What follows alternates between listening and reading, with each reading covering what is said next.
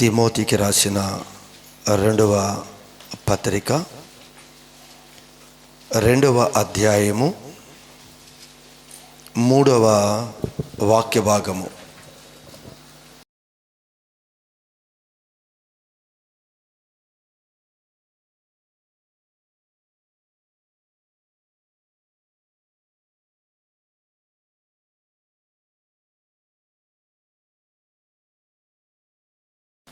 ఇక్కడ దైవ సేవకుడు అపోస్తలుడైన పౌలు గారు చెప్పే ఒక చక్కని మాట ఏమిటి అంటే, మనందరము కూడా యేసు క్రీస్తు యొక్క మంచి సైనికులుగా నాతో కూడా మీరు శ్రమ పడండి. సైనికుడికి ఎప్పుడు శ్రమ ఉంటుంది. ఈ సైనికుడు అనే పదాన్ని మన యొక్క లేఖనాల్లో చూడటమే కాదు, మనందరికీ పరిచయం అన్న పదం. ఈరోజు మన దేశాన్ని కాపాడటానికి చాలామంది సైనికులు రాత్రింబగళ్ళు ప్రయాసపడుతూనే ఉన్నారు. వారు ఎన్ని రకాలుగా వారు ప్రయాసపడతారు అంటే, నిజమైన సైనికుడు ఎప్పుడూ కూడా శ్రమకి, కష్టానికి, ఇబ్బందులకి వెనుకకు తిరగడు.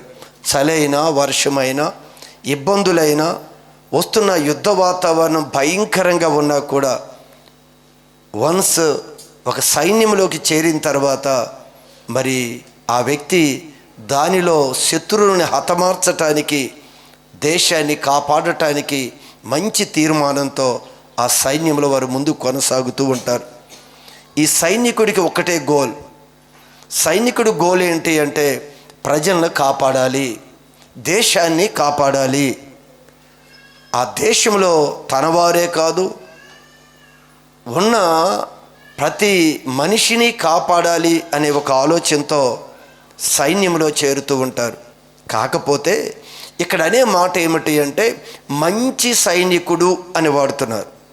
అలానే ఈ లోకంలో ఉన్న ఈ మిలిటరీ కానివ్వండి, అలానే ఎయిర్ ఫోర్స్ కానివ్వండి, నేవీ కానివ్వండి, ఈ డిఫెన్స్ సిస్టమ్ అంతా మనం చూస్తే దీనిలో ఉండే సైనికులలో దానిలో ఎలాంటి సైనికులు అంట, మంచి సైనికులు ఉన్నారు, జనరల్గా ఉండే సైనికులు ఉన్నారు. మంచి సైనికులు శ్రమ వచ్చినప్పుడు, కష్టం వచ్చినప్పుడు దానిలో నుంచి వెనుకకు తిరగరు. మామూలు సైనికులు కొంతమంది ఉంటారు, వారు ఉపాధి కొరకు మాత్రమే సైన్యంలో చేరుతారు. దేశం కాపాడాలని కానీ, దేవునికి దేశం గురించి ఒక బాధ్యత కానీ వారికి ఉండదు. వారి మనసంతా తన ఆస్తుల మీద, తన కుటుంబాల మీద, తన పర్సనల్ వ్యక్తిగత దాని మీదే ఉంటుంది. కానీ ఆ వ్యక్తి ఆ దానిలో సైనికుడిగా జాయిన్ అయ్యే దేనికి అంటే, తన కుటుంబ పోషణ నిమిత్తము జాయిన్ అవుతాడు. కానీ శ్రమ వచ్చినప్పుడు, యుద్ధ వాతావరణం వచ్చినప్పుడు తన ప్రదేశంలో నుంచి లెఫ్ట్ అవ్వటానికి చూస్తూ ఉంటాడు సైనికుడులో కొంతమంది. నిజమైన సైనికుడైతే శ్రమకి నిలబడతాడు, దేశాన్ని కాపాడుతాడు.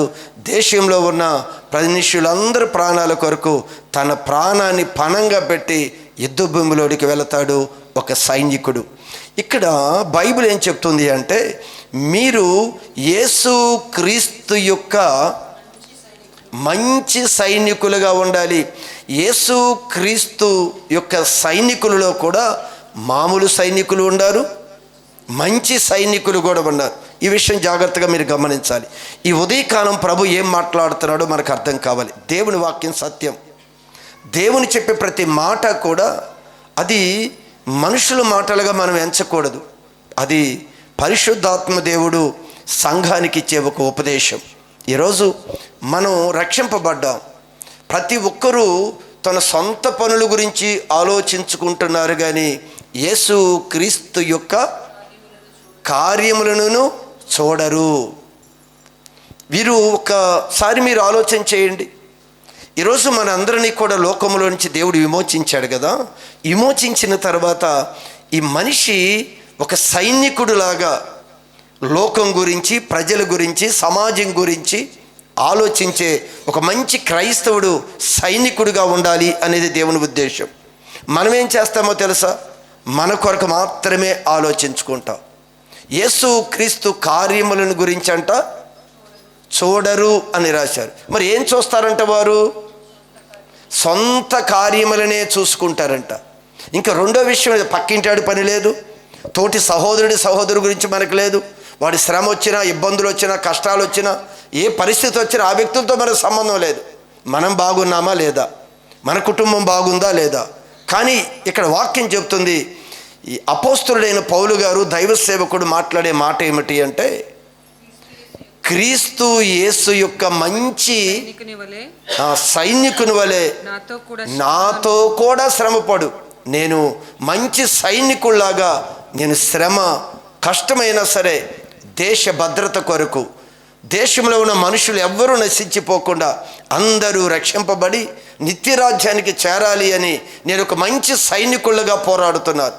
మీరు కూడా మంచి సైనికులుగా మీరు పోరాడాలి అని ఈ ఉదయకాలం మనకి మరలా జ్ఞాపకం చేస్తూ ఉన్నాడు దేవుడు.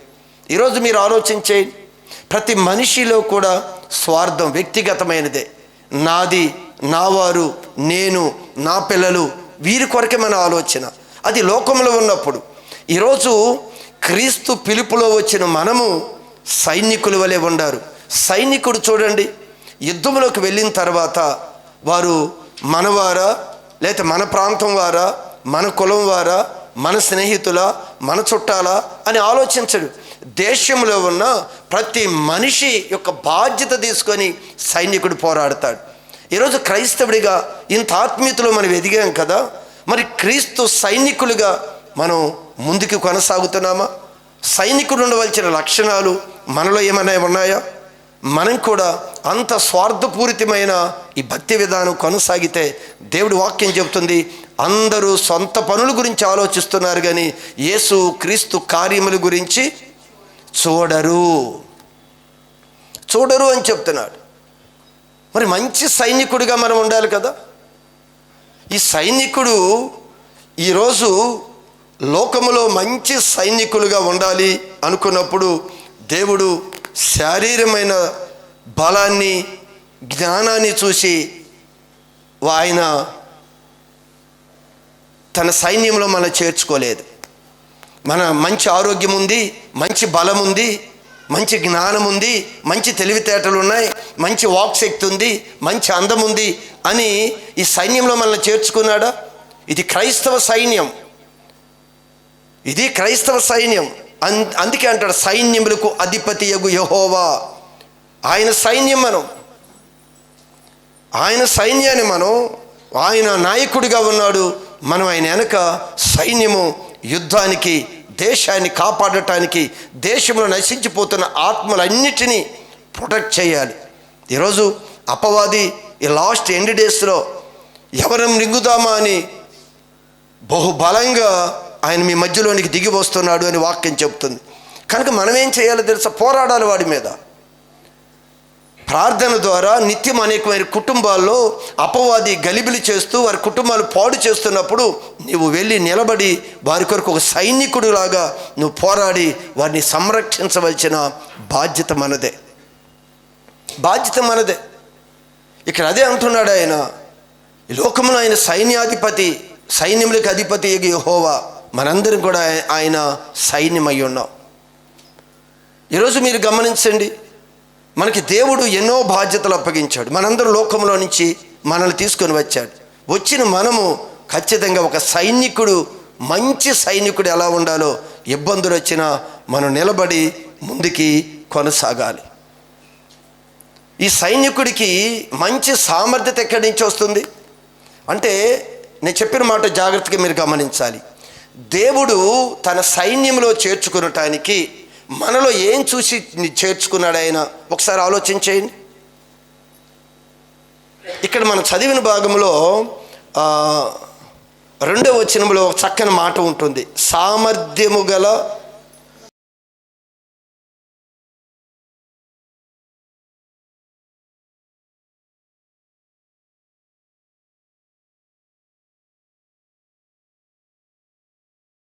విశ్వాసంతోనే. ఈరోజు బైబిల్ గ్రంథంలో మీరు చూస్తే లోకములో లోకరీతిగా దేవుడు మనల్ని సెలెక్ట్ చేసుకోలేదండి. ఒకసారి వాక్య భాగాన్ని చూడండి. దేవుడు ఈరోజు ఆర్మీలో జాయిన్ అవ్వాలి, లేదా నేవీలో జాయిన్ అవ్వాలి, లేదా ఎయిర్ ఫోర్స్లో జాయిన్ అవ్వాలి. మనం జాయిన్ అవ్వాలి అంటే వారు చాలా రకాల ఫిజికల్, మెంటల్గా కొన్ని టెస్టులు చేసి అదంతా కూడా వారికి సెట్ అయితేనే వారిని తీసుకుంటారు, లేకపోతే రిజెక్ట్ చేస్తారు. మరి క్రీస్తు యేసు సైనికులైన మనల్ని ఏమి ఎంచి ఆయన తీసుకుని వచ్చాడు? మనల్ని కూడా అలానే ఎంచుకున్నాడు అంటారా?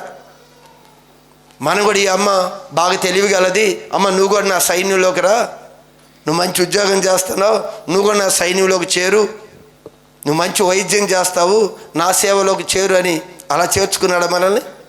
అలా చేర్చుకోలేదు. అసలు ఎలాంటి వారిని చేర్చుకున్నాడు తెలుసా? ఒకసారి చదవండి సహోదరులారా. ఒకసారి రెఫరెన్స్ చెప్దాం. కొరింథీయులకు రాసిన మొదటి పత్రిక 1వ అధ్యాయం 26వ వాక్యం. 1:26 కొరింథీయులకు రాసిన మొదటి పత్రిక. సహోదరులారా, నా వైపు చూద్దాం. సహోదరి సహోదరులారా, మిమ్మల్ని పిలిచిన పిలుపును చూడుడి. మిమ్మల్ని ఎలా పిలిచానో చూడండి. సైన్యంలోకి మిమ్మల్ని చేర్చుకున్నాను కదా, ఎలా పిలిచానో తెలుసా? ఈరోజు ఈ లోకములో పిలుస్తున్న సైనికులకి లోకం సెలెక్ట్ చేసిన విధంగా నేను మిమ్మల్ని అలా సెలెక్ట్ చేసుకోలేదు. మిమ్మల్ని ఎలా సెలెక్ట్ చేసుకున్నానో తెలుసా? నేను చూడండి, దేవుడు ఎలా సెలెక్ట్ చేసుకున్నాడో మనల్ని.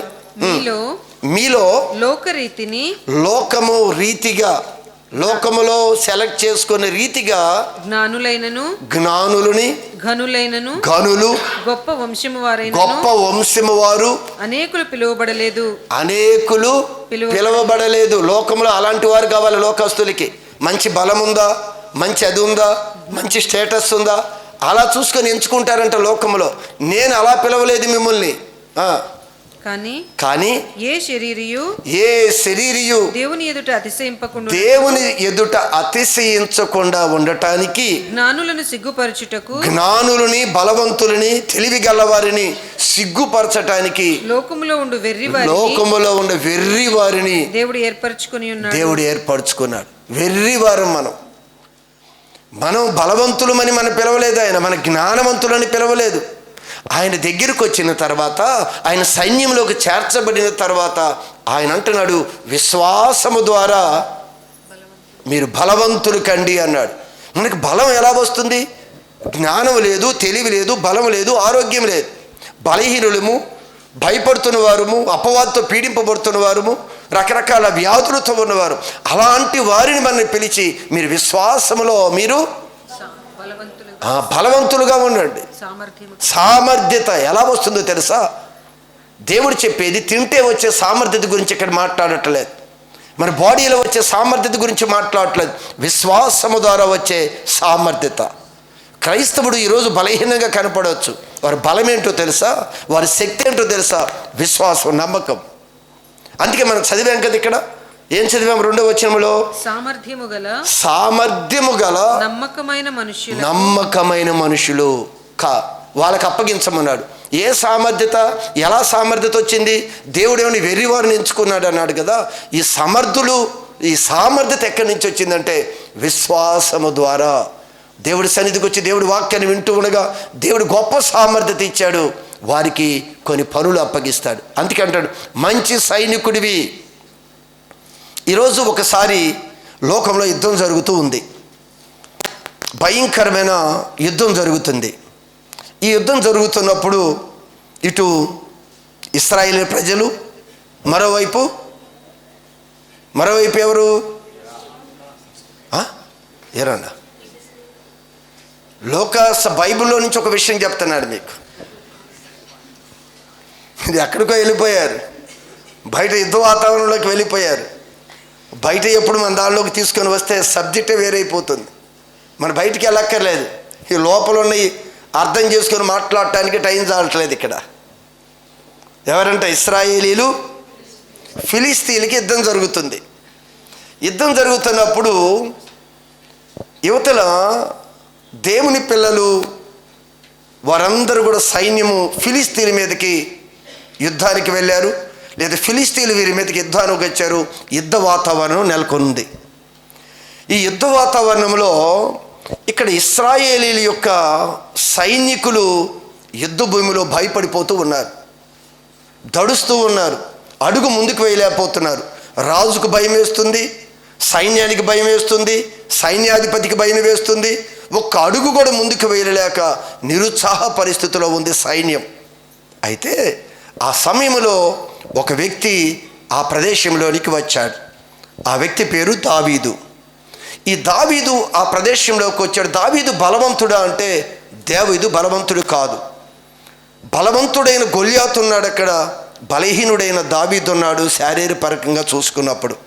అయితే ఈ వ్యక్తి సామర్థ్యత ఎక్కడి నుంచి వచ్చింది, ఈ వ్యక్తికి బలం ఎక్కడి నుంచి వచ్చింది, ఈ వ్యక్తి యొక్క ధైర్యం ఏమిటి అంటే ఈయన యేసు క్రీస్తు సైనికుడిగా యుద్ధ భూమిలోనికి దిగాడు.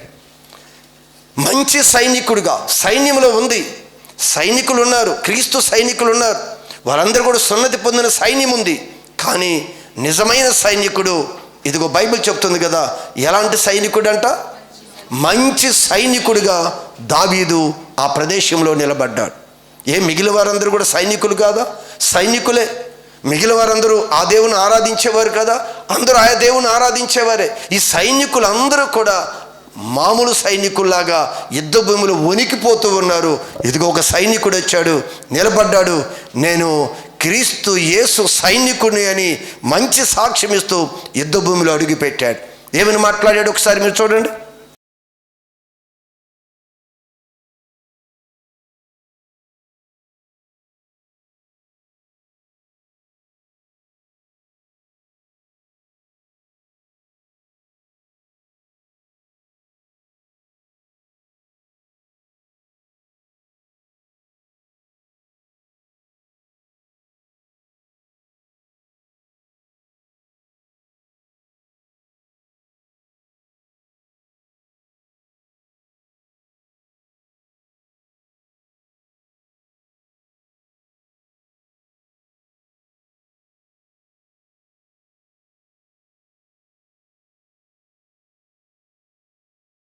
ఎవరు తిరస్కరిస్తున్నావు? సైన్యములకు అధిపతి అయిన యెహోవాని తిరస్కరిస్తున్నావు. నేను ఆయన పక్షాన్ని యుద్ధ భూమిలోకి దిగుతున్నాను, యుద్ధం యెహోవాది, నేను సైనికుని అని చెప్పి ఛాలెంజ్ చేస్తున్నాడు యుద్ధ భూమిలో. ఈ ధైర్యం ఏంటో చూశారా? అనేక మంది ఉన్నారు, సైనికులు అనేక మంది ఉన్నారు, కానీ ఆ సైనికుడు వేరు, నిజమైన మంచి సైనికుడు వేరు. మంచి సైనికుడు వెనకకు తిరగడు, మంచి సైనికుడు భయపడడు, తన ప్రాణానికి తెగించైనా సరే ఇదిగో వస్తున్నాడు క్రీస్తు సైనికుడు. ఇశ్రాయేలు ప్రజలు నేను కాపాడాలి, ఈ దేశాన్ని నేను కాపాడాలి, ఈ జాతిని నేను కాపాడాలి అని యుద్ధ భూమిలోకి దిగుతూ మాట్లాడుతూ ఉన్నాడు ఈ సైనికుడు. ఏమని మాట్లాడుతున్నాడు? నువ్వు కత్తి, డాలు, ఈటి తీసుకొని వస్తున్నావు, నువ్వు తిరస్కరిస్తున్నావు కదా, జీవము కలిగిన దేవుడు సైన్యములకు అధిపతి అయిన యెహోవాని తిరస్కరిస్తున్నా, ఆ యెహోవా పేరిట నేను నీ మీదకి వచ్చి, ఆయన సైనికుడిగా నేను నీ మీదకి వస్తున్నాను. చూచారు ఎంత మాట మాట్లాడాడు? నేను ఎవరి సైనికుడు అనుకున్నావు? సైన్యములకు అధిపతి అయిన యెహోవా సైనికుడిని. చూడండి ఎంత మాట పెట్టి యుద్ధ భూమిలో దిగాడు. నా జీవితంలో కూడా దేవుడు చెప్తా, నువ్వు మంచి సైనికుడిగా ఉండు. సైనికుడు వెనక తీరడు, కష్టమైన, శ్రమైన, ఇబ్బంది అయినా సరే నువ్వు దానిలో ముందుకు కొనసాగాలి అని దేవుడు వాక్యం చెప్తుంది. ఇదిగో వెళ్ళాడు, మాట్లాడుతూ ఉన్నాడు. ఏం జరిగిందో చూడండి.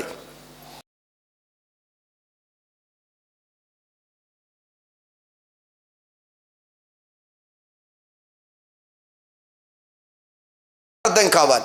దావీదు ఆ యుద్ధ భూమిలో ధైర్యంగా నిలబడటానికి కారణం ఏంటో తెలుసా? దేవుని వాక్యం గురించిన ఒక అనుభవం ఉంది. అందుకే ఆయన అంటాడు, ఒక సమయంలో సింహము నా గొర్రె పిల్లను పట్టుకున్నప్పుడు సింహం నోరుని చీల్చి నా పిల్లని నా దేవుడు సహాయం ద్వారా నేను కాపాడుకున్నాను. మరొక సందర్భంలో ఎలుకబంటి నా గొర్రె పిల్లను పట్టుకున్నప్పుడు దేవుడి యొక్క సహాయం ద్వారా ఎలుకబంటి నోటిలో నుంచి నా గొర్రె పిల్లని నేను కాపాడుకున్నాను. నాకు తెలుసు, అనుభవం ఉంది. దేవుడు మాట విని దేవుడి యందు విశ్వాసం ఉంచితే దేవుడు ఏ పరిస్థితిలోనైనా నాకు జయమిస్తాడు. ఒక అనుభవంతో ఈరోజు ఆజానుబాహుడైన గొల్యాతు ఎదుట నిలబడి నువ్వు తిరస్కరించిన ఆ సైన్యములకు అధిపతి అయిన యెహోవా పక్షమున ఒక సైనికుడిగా నేను వస్తున్నాను అన్నాడు. యుద్ధ భూమిలోకి వెళ్ళాడు, అఖండమైన విజయాన్ని సాధించి తన యొక్క సామ్రాజ్యాన్ని కాపాడుకున్నాడు, తన ప్రజలను కాపాడుకున్నాడు, తన పట్టణాన్ని కాపాడుకున్నాడు. ఈరోజు నీవు నేను ఈరోజు నేను కూడా ఒక మంచి సైనికుడిగా మనం ముందుకు వెళ్ళాలి అంటే ప్రభు చెప్తున్నాడు, మంచి సామర్థ్యత నీలో రావాలి. అది విశ్వాసం ద్వారా వస్తుంది. దేవుని యొక్క వాక్యం యొక్క అనుభవంలో నుంచి నువ్వు బలవంతుడిగా మార్చబడతావు. వాక్యం విన్నంతకాలం నువ్వేం బలవంతుడు కావు. ఆ వాక్యాన్ని నీ జీవితంలో అనుసరిస్తే నువ్వు బలవంతుడు అవుతావు.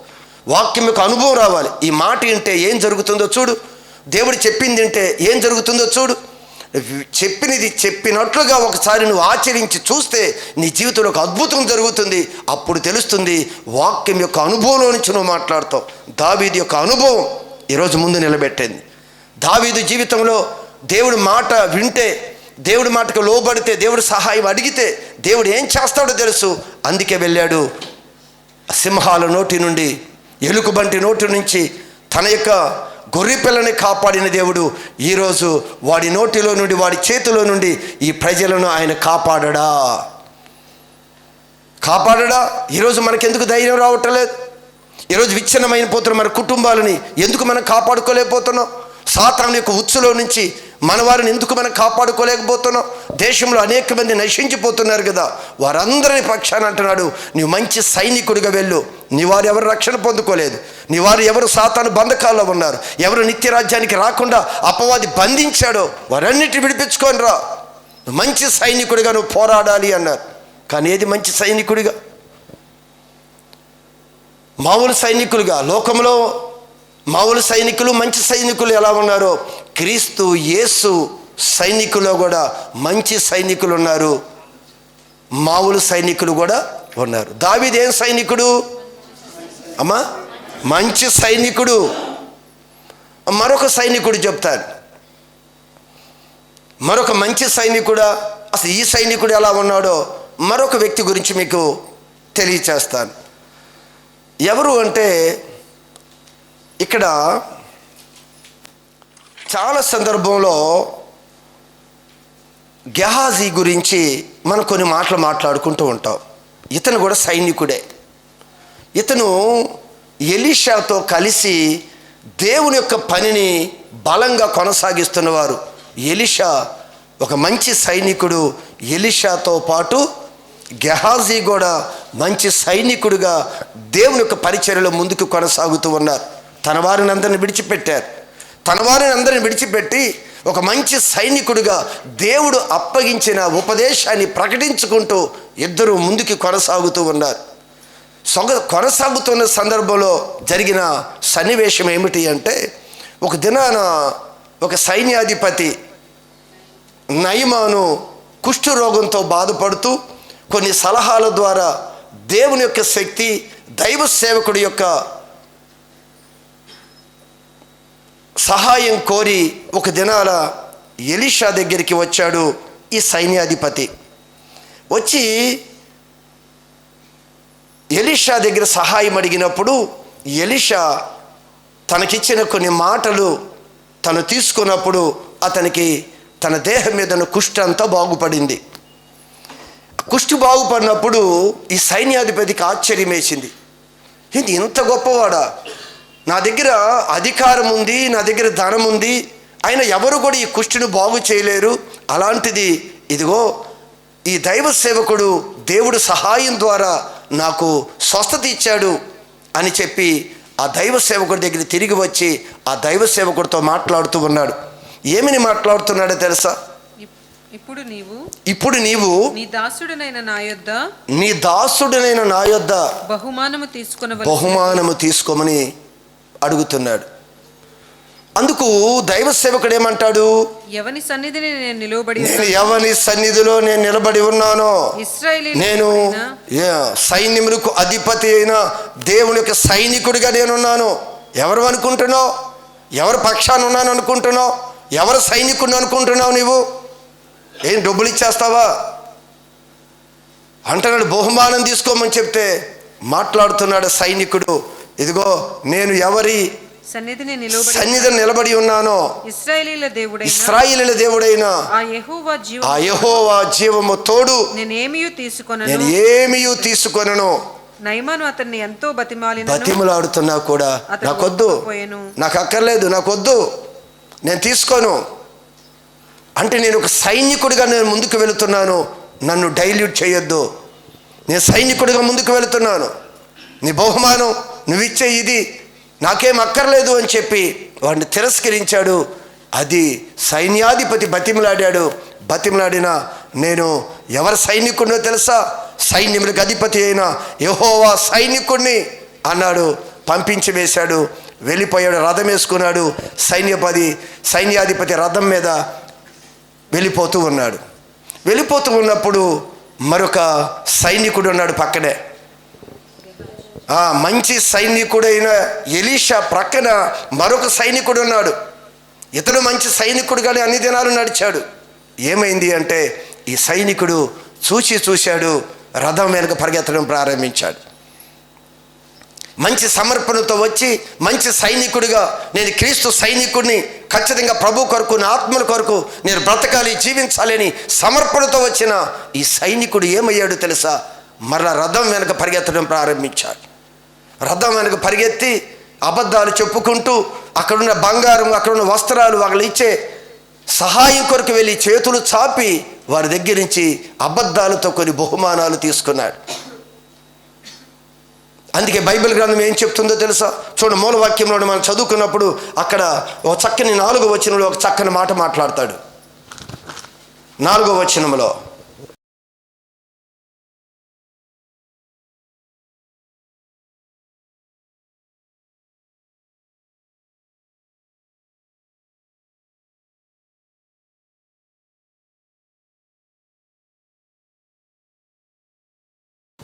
సైనికుడు ఎవరైతే ఈ సైన్యంలో చేర్చుకున్నారో ఆ వ్యక్తిని నేను సంతోషపెట్టాలి అని అదే విధి మీద వెళ్ళిపోతాడే కానీ ఈ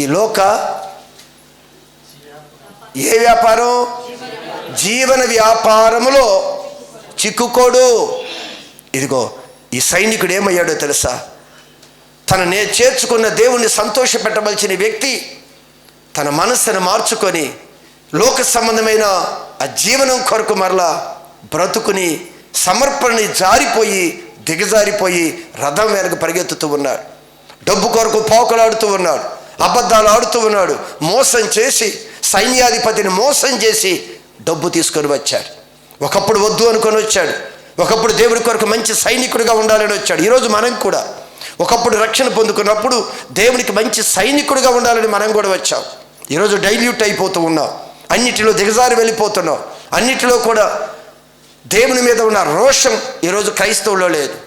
దేవుని కొరకు బ్రతకటం లేదు, దేవుడి కొరకు జీవించటం లేదు, తన కొరకు తను బ్రతికే ఆలోచన కలిగి ఉన్నారు. కానీ దేవుడు చెప్తున్నాడు, ఎవడైనా ఏం చెప్పాడు? ఇక్కడ ఏం చదువుకున్నాం?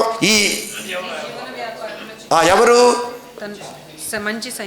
మంచి సైనికుడు యుద్ధమునకు పోవునప్పుడు. మన యుద్ధంలో ఉన్నాం, మనందరం కూడా రోజు యుద్ధం ఉంది, మనకి రోజు యుద్ధం ఉంది.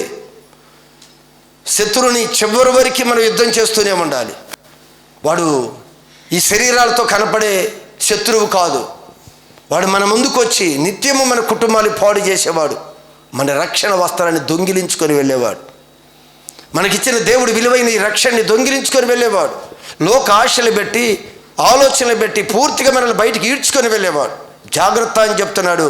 ఈ జాగ్రత్తలో ఉన్న వ్యక్తి దిగజారిపోయి పరిగెత్తుతూ రథం వెనక్కి వెళ్ళి అబద్ధాలాడి మోసం చేసి తీసుకొని వచ్చాడు. మోసం చేసుకొని తెచ్చుకున్నాడు.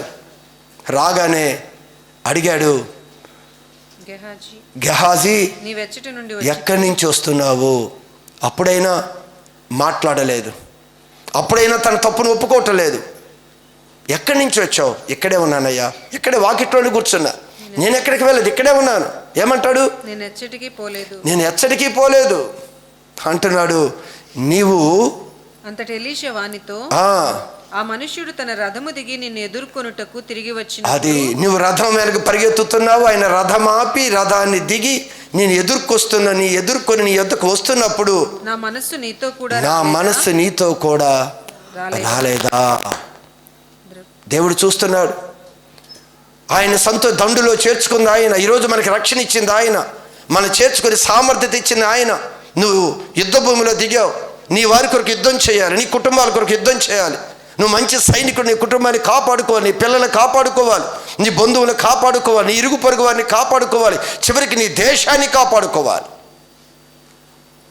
కానీ సైనికుడు ఏమైపోయాడో తెలుసా? మంచి సైనికుడిగా ఉండవలసిన ఈ గెహాజీ చివరికి జారిపోయి లోకంలోకి వెళ్ళిపోయి కుష్టి తెచ్చుకొని తన జీవితాన్ని భయంకరంగా మార్చుకున్నాడు. సంగమా, మంచి సైనికుడు గురించి, దావీదు గురించి మాట్లాడుతున్నాం. ఇదిగో ఈ సైనికుడు తన యజమానుని సంతోషపెట్టవలసిన వ్యక్తి మధ్యలో ఏమైపోయాడు? లోక జీవన వ్యాపారం. ఈ లోకంలో ఎలాగైనా జీవించాలి అని చెప్పి అబద్ధాలు, మోసము దిగిపోయి దేవుని యొక్క సైన్యంలో నుంచి బయటికి వెళ్ళిపోయాడు. ఈరోజు మనం దేవుడిచ్చాడు ఇది మనకు అధికారం, దేవుడిచ్చాడు ఈ కృప, దేవుడు మనకిచ్చి నమ్మి ఈ బాధ్యత, ఈ పరిచర్య మనందరికీ అప్పగించాడు. మనందరం కూడా మంచి సైనికులుగా మనం ముందుకు వెళ్ళాలి. ఈ జీవన వ్యాపారంలో తలదూర్చొద్దు అంటే ఉద్యోగాలు వద్దు, వ్యాపారాలు వద్దు అని చెప్పలేదు. అవన్నీ మనం చేసుకోవాలి, అవి అవసరం. కానీ ఈ వ్యక్తి అబద్ధాలు చెప్పి మోసం చేసి ఎన్నో పరిస్థితుల ముందు వెళుతున్నప్పుడు ఇదిగో దేవుని మనసు మనతోనే వస్తుంది. ఆయన సంతోష పెట్టాలి, ఎవరినో సంతోష పెట్టాలి అని మన ముందుకి అడుగులు వేయకూడదు అని చెప్తున్నాడు. మనం ఎలా ఉంటాం ఒకసారి ఆలోచించేయండి. అక్కడ అంటున్నాడు మూలవచనములో, మరొకసారి చదివితే, క్రీస్తు యేసు యొక్క మంచి సైనికుని వలె నాతో కూడా నువ్వు శ్రమ అనుభవించాలి. సైనికుడికి శ్రమ ఉంటుందా, సుఖం ఉంటుందా? ఎప్పుడూ శ్రమే. ఎప్పుడూ తను సిద్ధపడాలి. తన వారందరినీ కాపాడుకునటానికి ఎప్పుడు కూడా అతను సిద్ధపడుతూనే ఉండాలి. రోజు ప్రాక్టీస్, రోజు అది మంచైనా సరైన ప్రతి పరిస్థితిలో కూడా ఈ సైనికుడు శ్రమ అనుభవిస్తూనే ఉంటేనే అనేక మందిని కాపాడగలుగుతారు. ఈరోజు మనం శ్రమ అనుభవించకపోతే నీ కుటుంబాన్ని నువ్వు కాపాడుకోలేవు, నీ వారిని నువ్వు కాపాడుకోలేవు. గమనించండి, ఈరోజు పిల్లలకి ఆస్తి సమకూరుస్తున్నావు, మంచిదే.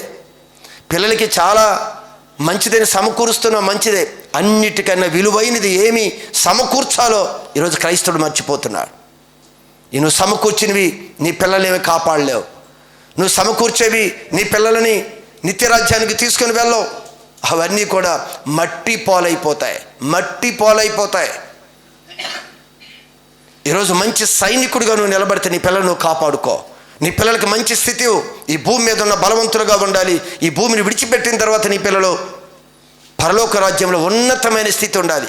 మనం అనుకుంటాం కదా, నా పిల్లలకి మంచి స్థితి కావాలి, నా పిల్లలు మంచి స్థితిలో ఉండాలని ఆశ ఉందా లేదా?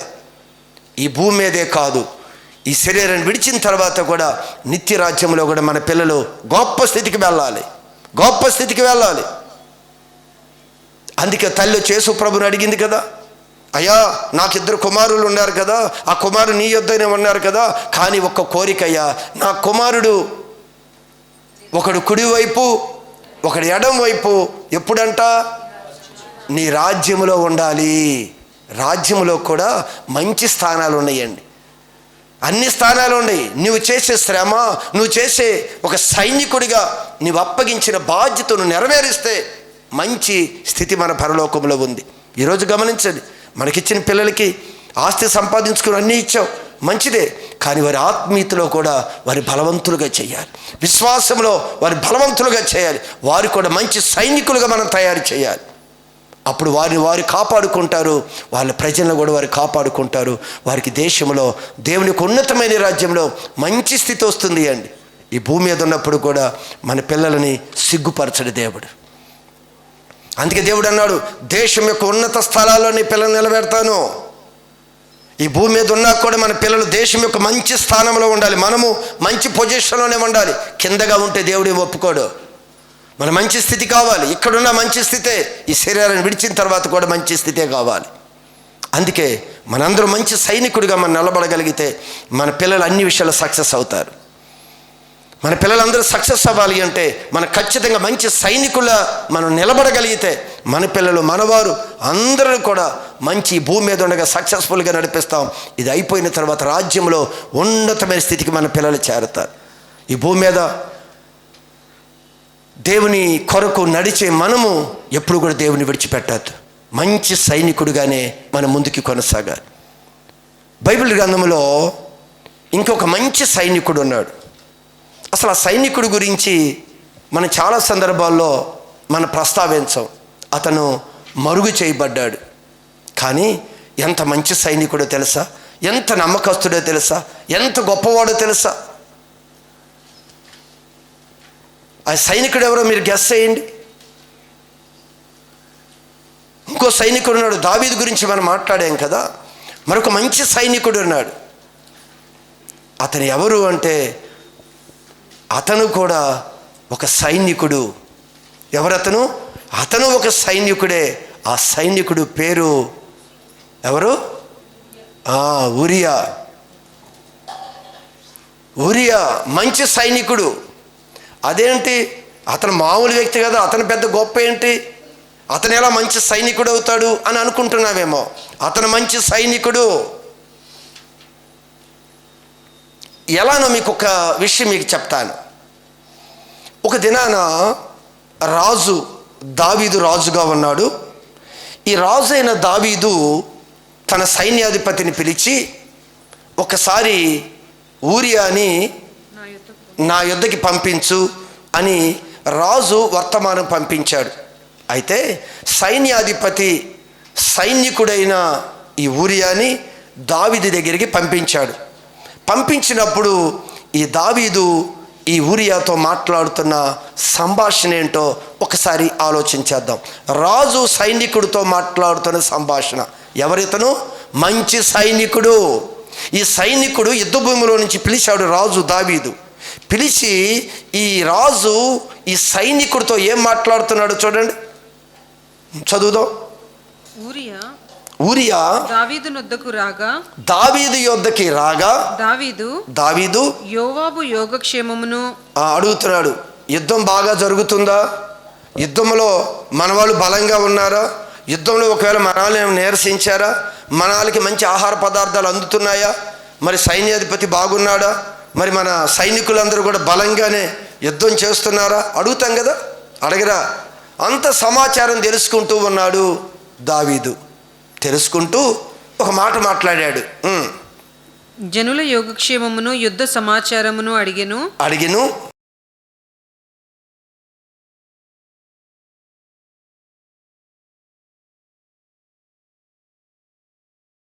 ఆ సైనికుడితో ఒక మాట చెప్తున్నాడు.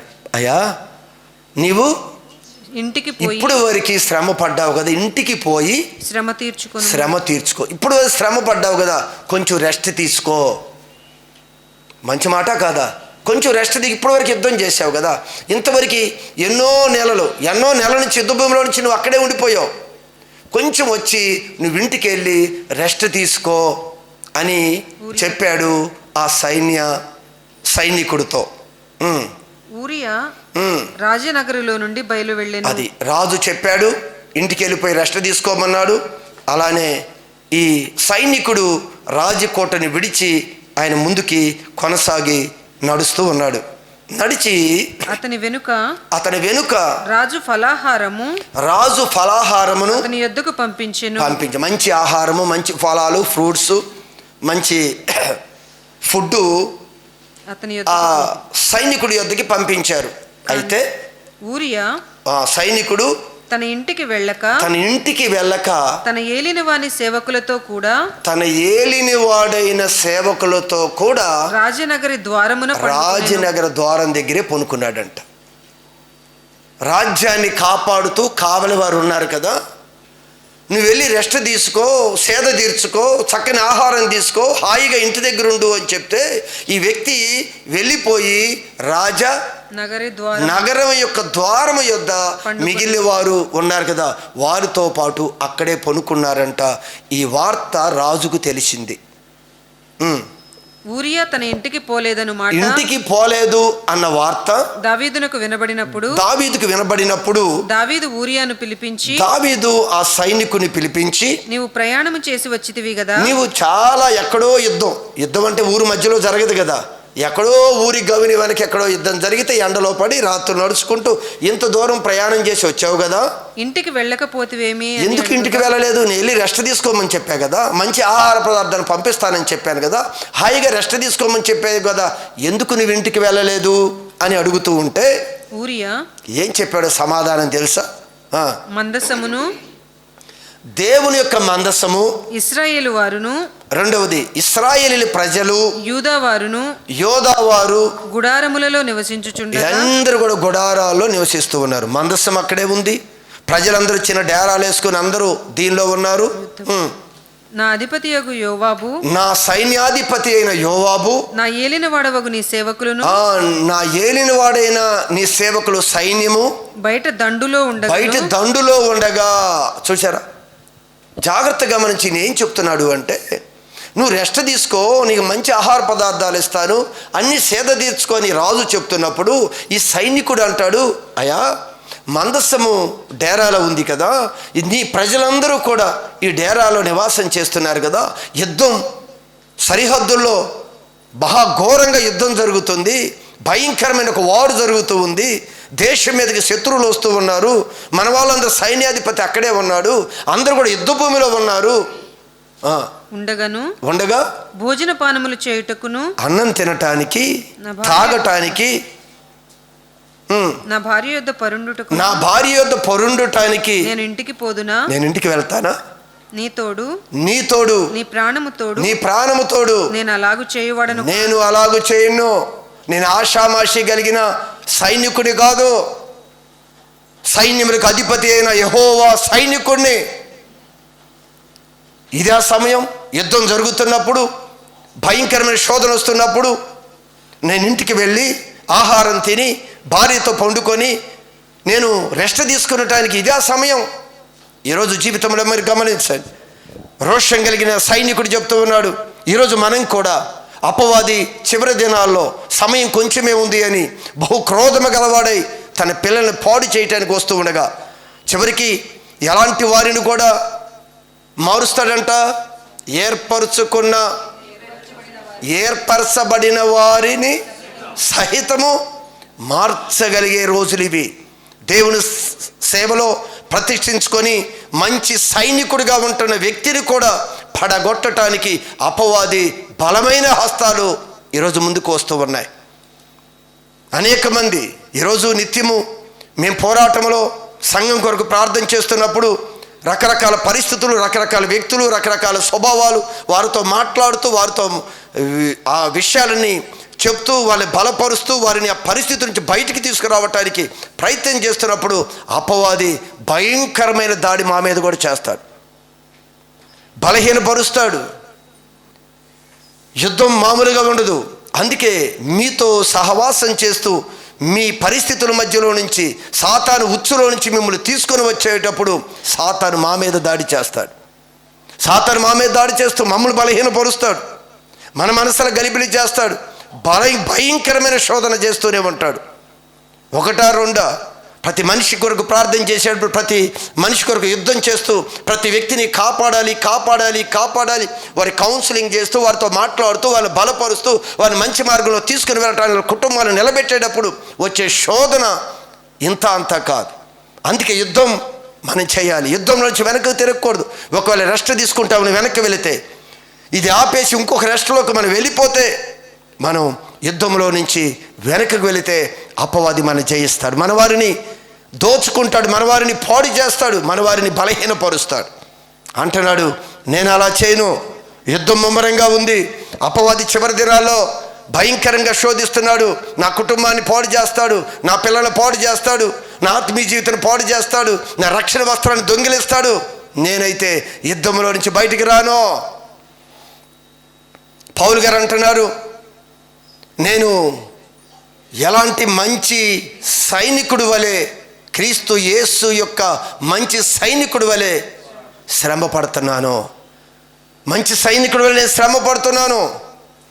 చాలా శోధనలు, మానసికంగా, శారీరకంగా ఎన్నో బలహీనతలు, ఎన్నో విధాలుగా అవి మనల్ని ఉంచుతున్నా కూడా మనం చేయవలసింది యుద్ధం, పోరాటం. మంచి సైనికుడిగానే ముందుకు వెళ్ళాలి. పరిస్థితుల మధ్య నిలబడాలి, వెనకకి మనం తిరగకూడదు. జాగ్రత్తమైన సంఘాన్ని కాపాడుకోవాలి. ఈరోజు సంఘంలో దేవుడు అప్పగించిన ప్రతి కుటుంబం కొరకు, ప్రతి విశ్వాసి కొరకు రాత్రింబగళ్ళు మెలకువ కలిగి వారి గురించి ఆలోచన చేస్తూ, వారి గురించి ప్రార్థన చేస్తూ, వారందరూ దేవుని నిలబెట్టాలి అనే ఒక ఆశ అది దేవుడు అప్పగించింది. చూసారా, మంచి సైనికుడు ఏం మాట్లాడుతున్నాడో తెలుసా? ఇది మంచి సైనికుడు. ఈరోజు మంచి సైనికులు మనం ఏదో వెళ్ళిపోదాం, కొద్ది దినాలు ఎన్నాళ్ళు చేశాం కదా, ఇక ఎప్పుడు లోకంలోకి వెళ్ళిపోదాం, ఇలా కాదు. ఖచ్చితంగా చివరి వరకు ప్రభు కొరకు మనం నిలబడి దాన్ని అధిగమించాలి. మంచి సైనికుడిగా మనం నిలబడితే ఆయన అంటాడు, బలా నమ్మకమైన నా మంచి సైనికుడా అనాలి. బలా నమ్మకమైన నా మంచి సైనికుడా. అందుకే యుద్ధంలో దిగాం.